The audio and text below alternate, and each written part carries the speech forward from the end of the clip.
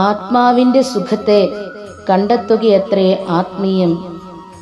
ആത്മസുഖപൂർണത ഏതൊരു ഗുരുവിനാൽ ലഭ്യമാണോ അതുതന്നെ ഈശ്വരൻ്റെ അവതാരമായ ഗുരു. സുഖം ഭവിച്ചവർ ഗുരുവിനെ വിടാതെ കരുതുന്നു. ഗുരുശിഷ്യ ബന്ധം പോലെയൊരു ബന്ധം ഭൂമിയിലില്ല. അതുതന്നെ പരമാത്മാ ജീവാത്മാ ബന്ധം.